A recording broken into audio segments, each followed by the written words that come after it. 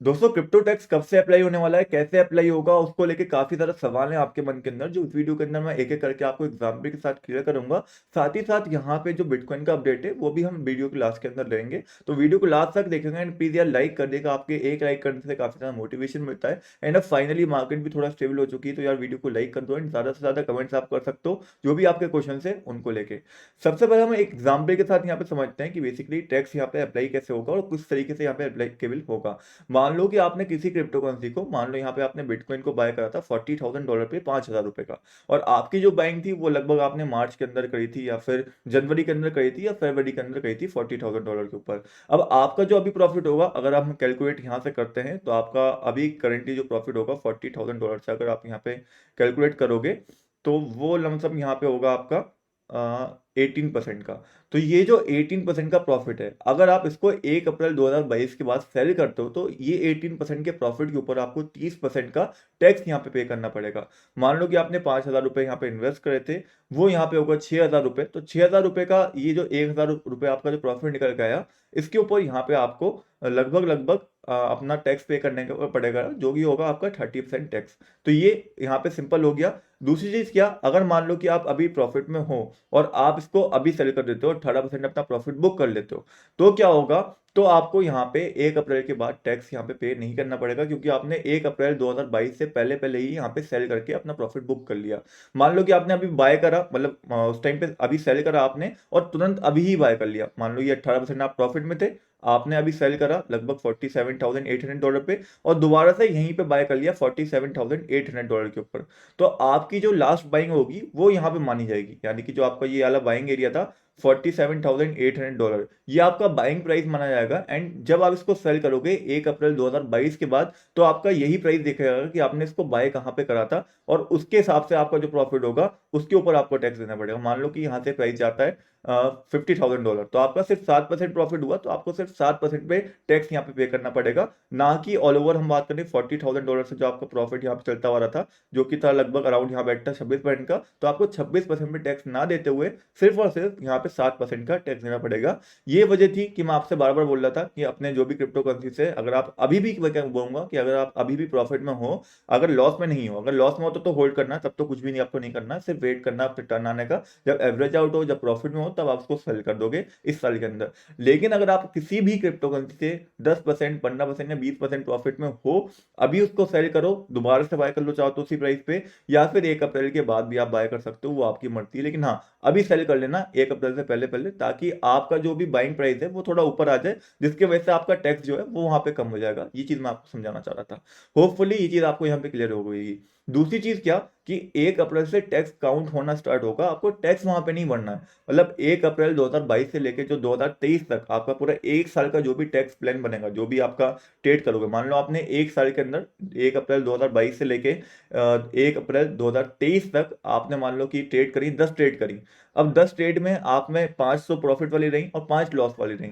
तो जो 5 प्रॉफिट वाली रही, उसमें जो प्रॉफिट हुआ होगा उसके ऊपर 30% टैक्स लगेगा, सिर्फ प्रॉफिट के ऊपर। इस तरीके से टैक्स ही एप्लीकेबल होगा। जो लॉस में आपकी ट्रेड गई वो कहीं सेट ऑफ नहीं होंगी, जो कि एक नेगेटिव चीज है। अदरवाइज यहाँ पे जो टैक्स है वो सिर्फ प्रॉफिट पे, इतना आपके दिमाग में यहाँ पे रहना चाहिए। एंड टैक्स इसका मतलब ये नहीं है कि टैक्स लगेगा 1 अप्रैल 2022 से, मतलब काउंट होना स्टार्ट होगा तो आपको उसी टाइम भर देना है। 1 अप्रैल 2022 से सिर्फ टैक्स काउंट होना स्टार्ट होगा, जो आईटीआर फाइल करा जाता है, जो टैक्स भरा जाता है ऑनलाइन। ऐसा नहीं है कि एक्सचेंजेस खुद आके टैक्स काट लेंगे आपके पास से। आईटीआर भरा जाता है जो कि ऑनलाइन फिल होता है, जैसे बाकी टैक्सेस भरे जाते हैं, एंड वो साल के एंड में भरा जाता है। यानी कि पहले आप जितने भी ट्रेड करोगे पूरे साल के अंदर, 1 अप्रैल 2022 से लेके 1 अप्रैल 2023 तक, वो सारे एक साल के काउंट होंगे टैक्सेस। उसके बाद जो पूरा टैक्स आपका बनेगा वो आपको वहां पे जाके पे करना पड़ेगा। एंड उसके लिए टाइम भी मिलता है, लगभग जून जुलाई तक का आपको वहां पे टाइम भी दिया जाता है, 2-3 महीने की। इतने टाइम में आप अपने टैक्सेस को वहां पे कर दो। तो ऐसा नहीं है कि आपको आज ही, मतलब 1 अप्रैल से शुरू हो रहा है तो 1 अप्रैल 2022 से, तो आपको 1-2 दिन बाद टैक्स वहां पे करना पड़ेगा। आपको टैक्स जो पे करना है वो नेक्स्ट ईयर करना है, लेकिन काउंट होना आपका टैक्स जो है वो इसी ईयर से स्टार्ट हो जाएगा, 1 अप्रैल 2022 से। होपफुली ये चीजें आपको क्लियर हो गई होंगी कि 1 अप्रैल 2022 से जो भी आप ट्रेड करोगे उसके ऊपर आपका जो भी टैक्स है वो काउंट होना स्टार्ट हो जाएगा। एंड अगले साल 1 अप्रैल 2023 तक जितने भी आपने ट्रेड करे पूरे साल के अंदर, उसके ऊपर जो टैक्स बनेगा वो आपको वहां पे करना पड़ेगा। अगला सवाल यहाँ पे जो मेनली रहता है लोगों का, वो ये रहता है कि टैक्स हम कैसे करेंगे, हमें तो कभी करा नहीं। तो देखो, टैक्स मैंने भी कभी पे नहीं करा है, ना ही किसी स्टूडेंट या हाउसहोल्ड ने पे करा होगा, लेकिन हाँ, ये टैक्स जो है फ्लैट 30% सबके लिए है, तो सबको पे करना पड़ेगा। उसके लिए मे भी कुछ अलग तरीके से आईटीआर हमें फाइल करना पड़े, वो ऑनलाइन होता है। एक्सचेंजेस द्वारा कुछ चीज़ यहाँ पे नहीं की जाएगी। एक्सचेंजेस सिर्फ 1% टीडीएस लाएंगे जो कि ट्रांजेक्शन में लगेगी, लेकिन यहाँ पे जो टैक्स है, जो 30% टैक्स है, वो हमें खुद से पे करना पड़ेगा ऑनलाइन जाके। वो सारी चीज़ें हमें बताई जाएंगी जो नेक्स्ट ईयर हमें पे करना है। अभी पे नहीं करना है तो अभी ज़्यादा सोचने का उसका ज़रूरत यहाँ पे नहीं है। तो एक तरह से हम देखें सारी चीज़ों को, जो ये टैक्सेस वगैरह आए हैं, तो यहाँ पे डेफिनेटली ट्रेडिंग का तो एक तरह से खात्मा ही हो गया। उसका कोई सेंस यहाँ पे नहीं बनता कि ट्रेड ज़्यादा प्रॉफिटेबल रहेंगी, लेकिन हाँ, इन्वेस्टमेंट अभी भी कहीं ना कहीं प्रॉफिटेबल है मेरे हिसाब से। अगर हम यहाँ पे अच्छे रिटर्न बना लेते हैं, 100% 200% के रिटर्न अगर हमें क्रिप्टो के अंदर मिल जाते हैं 1-2 साल के अंदर, तो उसके ऊपर 30% टैक्स देना मुझे नहीं लगता कि ज़्यादा हमें भारी पड़ेगा। लेकिन हाँ, कोई इतना बंदा मेहनत कर रहा है तो उसके लिए यहाँ पे इतना हार्ड रूल लाना, ट्रेडिंग को एक तरह से पूरा बंद कर देना, माइनिंग के ऊपर इतने हार्ड रूल लाना, वो बिल्कुल भी सही चीज़ नहीं है, जो गवर्नमेंट को आई थिंक दोबारा से एक बार सोचनी चाहिए। इससे कहीं ना कहीं इनोवेशन रुक जाती है क्रिप्टो इंडस्ट्री की, जो कि बाकी कंट्रीज ज़्यादा पहले अडॉप्ट कर रही हैं एज कम्पेयर टू इंडिया। साथ ही साथ जो यहाँ पे गवर्नमेंट है, आपको पता होगा पार्लियामेंट के अंदर सेशन भी चल रहे हैं जहाँ पे लगातार क्रिप्टो के बारे में बात होती है, क्रिप्टो के बिल के बारे में। गवर्नमेंट का क्या यहाँ पे क्या कहना है, जैसे अभी मान लिए यहाँ पे सुशील कुमार मोदी जी थे, जो कि एक बीजेपी नेता हैं, यहाँ पे उन्होंने क्या बोला, अगर आप पढ़ो यहाँ पे सुनोगे, ये भी पॉलिटिशियन है। इन्होंने इनके व्यूज क्या थे बेसिकली, अगर मैं आपको ये क्लिप पे करके दिखाऊं, आप क्रिप्टो इंडिया भाई है हमारे एडी भाई, उनके चैनल पे जाके देख सकते हो। उन्होंने यहाँ पे बोला था कि ये जो 30% टैक्स है ये भी कम है यहाँ पे, इसको बल्कि 40-50% तक करा जाए, ताकि जो यहाँ पे ये गैमलिंग है, इसको क्रिप्टो को गैमलिंग बोल रहे थे बेसिकली, तो ये जो है इससे हम ज़्यादा से ज़्यादा टैक्स ले पाए। और ये बता रहे थे कि बिटकॉइन का रिटर्न 1000%, 2000% यहाँ पे है। तो इन्होंने देखा नहीं अभी बिटकॉइन को डंप करते हुए, आई थिंक इन्होंने ना ही कभी इन्वेस्ट करा, बट ये अपने व्यूज यहाँ पे दे रहे थे, और वो व्यूज बहुत ही अजीब लगे मुझे, क्योंकि वो बोल रहे थे सिर्फ इतना काफी नहीं है, इसको 40-50% करो और टैक्स को और बढ़ाओ, ताकि हम इससे और टैक्स यहाँ पे निकाल पाए। तो ऐसे व्यूज हैं कुछ गवर्नमेंट ऑफिशियल्स के यहाँ पे।